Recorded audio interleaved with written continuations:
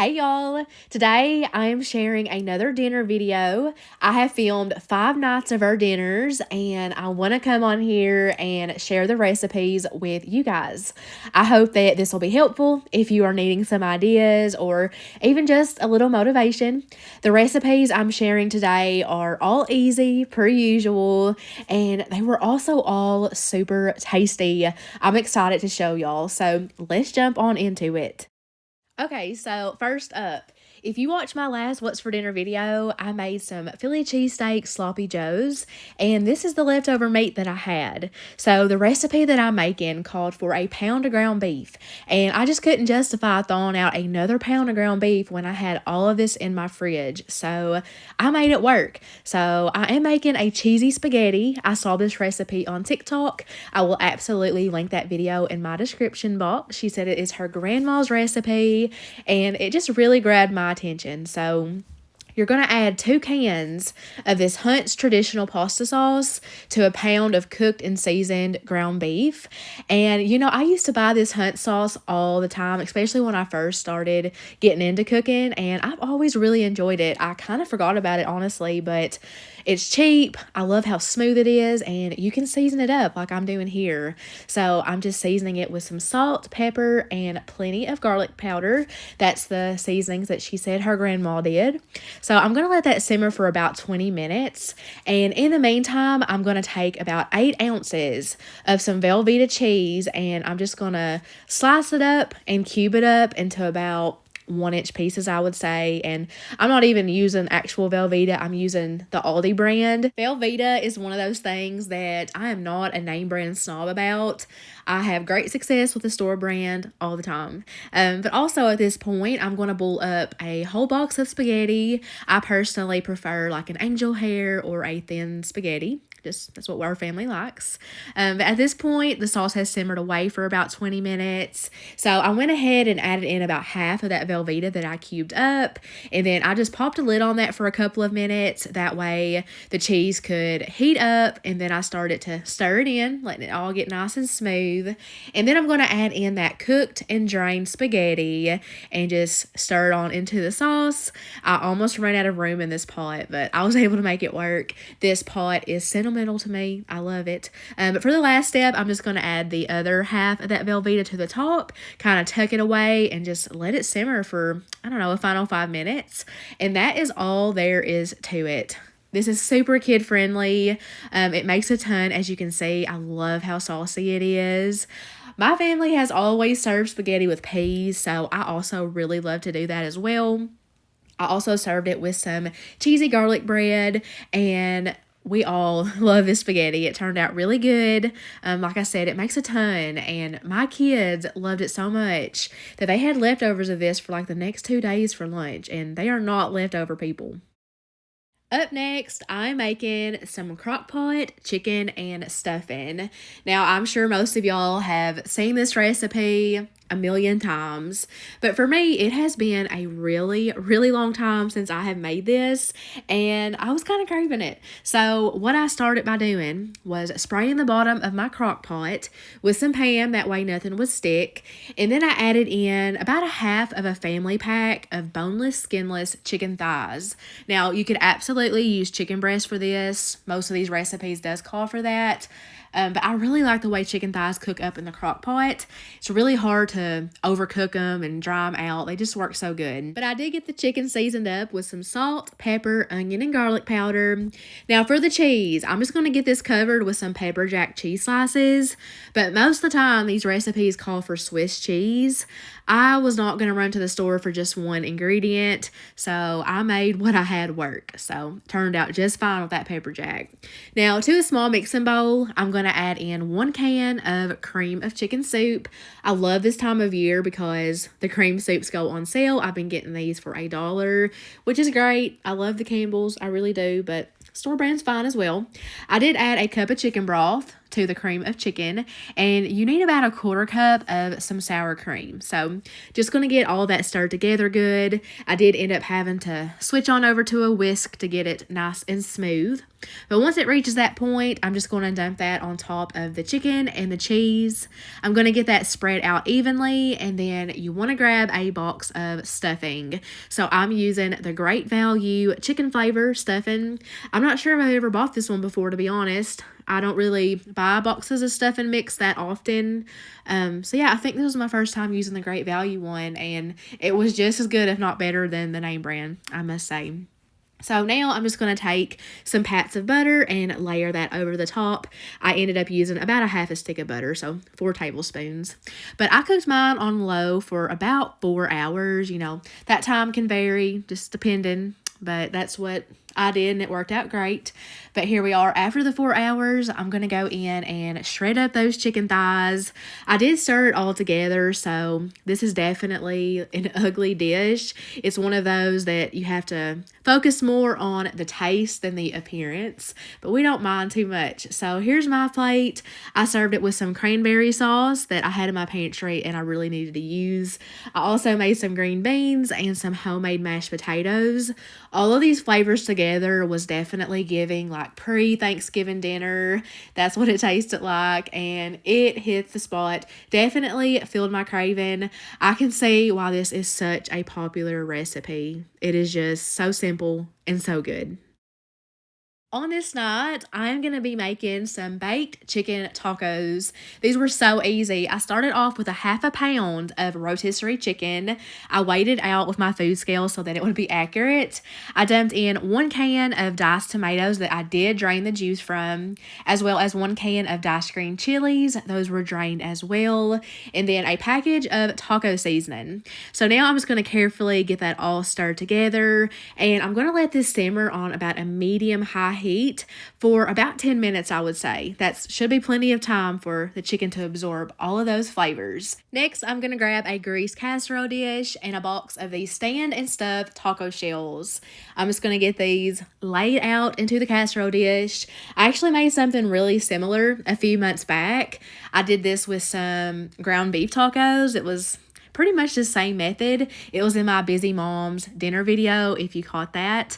I think that I like the chicken ones better though, I have to say. So I popped that in the oven at 400 degrees to let those pre-bake for about 5 minutes. Here's what that chicken is looking like. I let it simmer until most of that liquid had absorbed. So here's the consistency of that. I was really worried that this wasn't going to make a lot of tacos, but it ended up being fine, which I'll talk about it here in a minute. But I pulled those from the oven, and then I'm going to grab some refried beans. I ended up using about a half of a can of it. And I was going to take about a spoonful and just spoon that into the bottom of each shell. And then I'm going to get that spread out evenly. And then I'm going to top it with a big old scoop of that chicken mixture.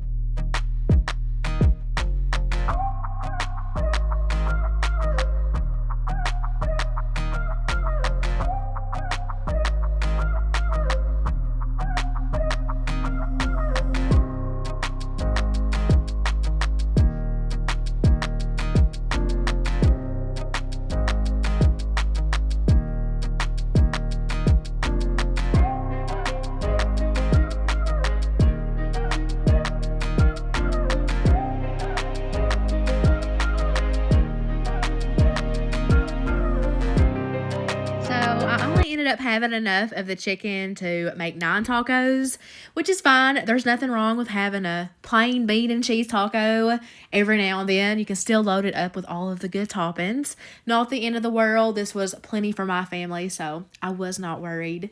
But lastly, I'm just going to take some shredded sharp cheddar cheese and layer a good amount over the tacos. And of course, you can use any cheese that you want to, whatever you have on hand. But if you've been watching me, this is typically what I go for.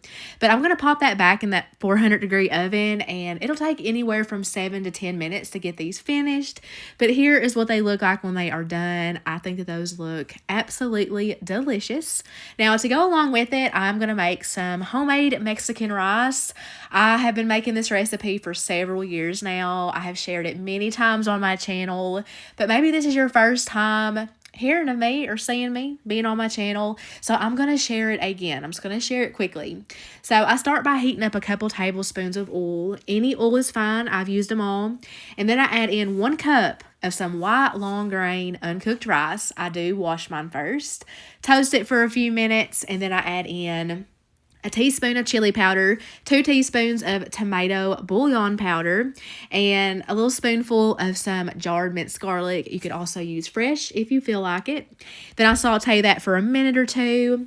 Then I add in 1 8-ounce can of tomato sauce and 2 cups of hot water. I usually do the water first. That way the tomato sauce doesn't like sputter on me. But yeah, so I give that a good stir, bring it up to a boil, cover it with a lid. I turn the heat down to a simmer and I let that cook for about 20 minutes. Then I turn the heat off, leave the lid on, and just let it rest and sit for 10 minutes. And then I go in and fluff it up. And that is it. Perfect Mexican rice every single time. I have made this so many times that I don't even have to look at the recipe. I've got it memorized. My family absolutely loves it. So here's my plate. I've got 2 of those tacos. I loaded them up with some sour cream, shredded lettuce, taco sauce, jalapenos, and I've got a couple lime wedges on the side so that I can kind of squeeze that over everything.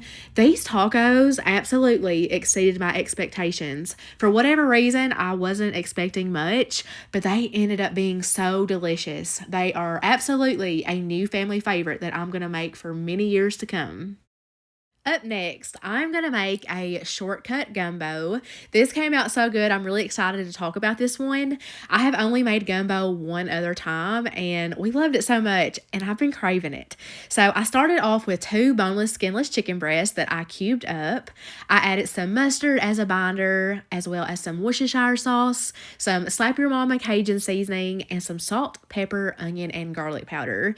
So the first time I made gumbo, I followed the little Cajun houses on TikTok, her recipe for gumbo, and I loved it.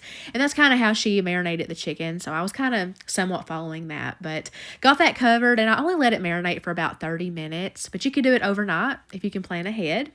So now I'm going to take some of this Polish sausage and I'm going to slice it up. I did oil up my Dutch oven just a little bit, like maybe a tablespoon of oil is what I added in there.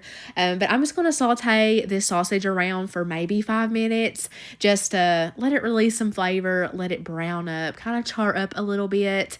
And then I'm just going to take that out, put it back in the bowl. The first time that I made gumbo, I didn't even brown the sausage. I'm pretty sure I just threw it in the stew, and that worked out fine too. So either or, but I would say I probably prefer it browned. But I added in a little bit of extra oil since the sausage seemed to absorb a lot of it. Dumped in that chicken that had been marinating for a bit, and I'm just going to cook this down for a few minutes. I did not fully cook it during this step because I am going to be adding it back to the soup, stew, whatever you want to call it, to finish cooking. I didn't want to overcook it. So I added that in that same bowl as the sausage. And then I diced up 1 green bell pepper and 1 stalk of celery.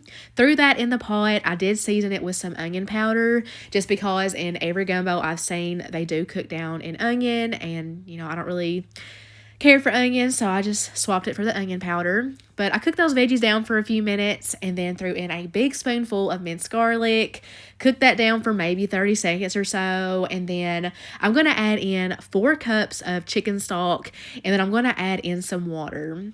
So this right here, the Louisiana Cajun Gumbo Base, my Walmart just now started carrying this. This is the first time I have seen it. I was so excited to find it. This is going to eliminate making your own roux. The last time I made gumbo, or the first time I should say, I stood there and I I stirred the oil and the flour for like 30 plus minutes, and it's totally worth it. I would do it again, but when you want like a quick meal, a quick gumbo, this is such a great option. It turned out so good. I just cannot say it enough. The flavors are amazing. I cannot wait to repurchase it.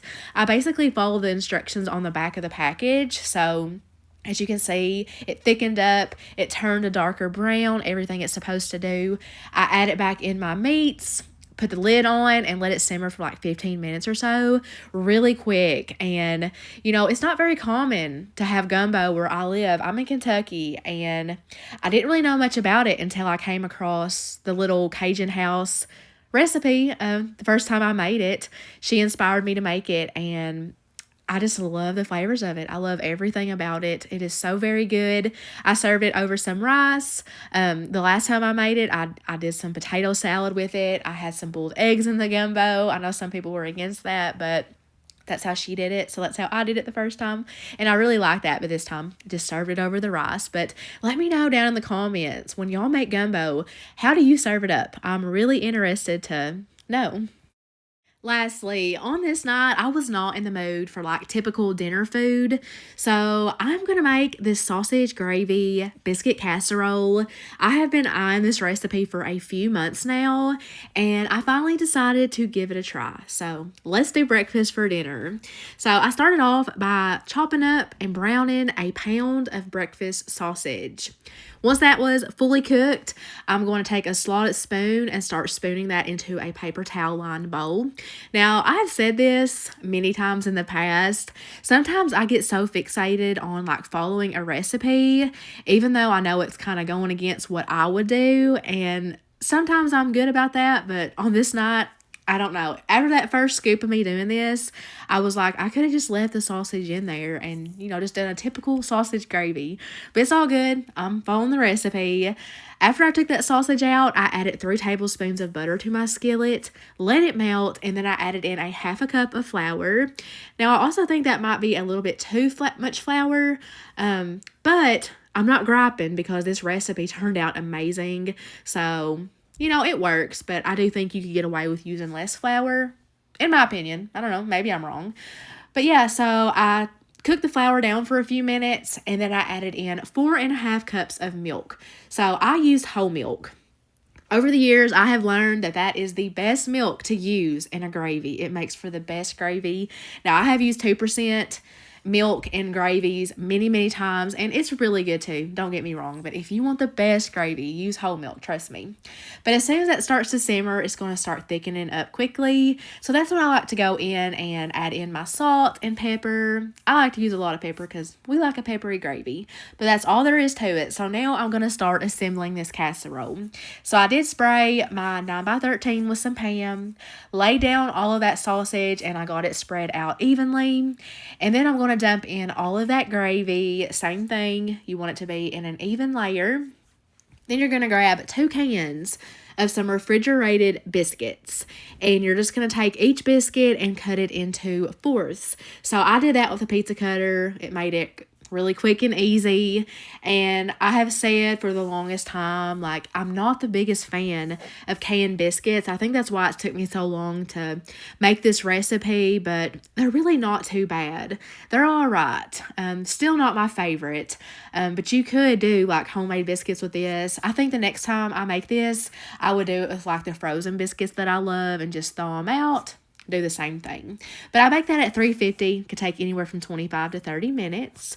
And to go along with it, I'm going to make some air fried roasted potatoes. I've done these many, many times. I just take some russet potatoes and I wash them well, cube them up. I leave the skin on, but you can take the skin off. Either or is fine. Drizzle them with some oil, season them up to your liking, and then air fry them at 400 degrees for 20 minutes. Perfect every time. And then here is that casserole straight from the oven. You'll know it's done when the biscuits are golden brown on top. And then here's my bowl. I added extra pepper to my gravy. And then once this camera turned off, I added plenty of ketchup to my roasted potatoes because I love that. I was also going to make some scrambled eggs to go along with it, but we just ended up not being in the mood for it when the time came. But this right here, a good old breakfast bowl, there's just nothing better. And I was really impressed with how that casserole turned out. I feel like it is the perfect dinner as well as breakfast or lunch. It's just good any time of the day, let's be honest. But that is all I got for y'all today. If you made it this far, I want to thank you so much for watching. I really do hope that I was able to give you an idea or two or a tip. And I hope you all have the best weekend. I will see you all in my next video. Bye, guys.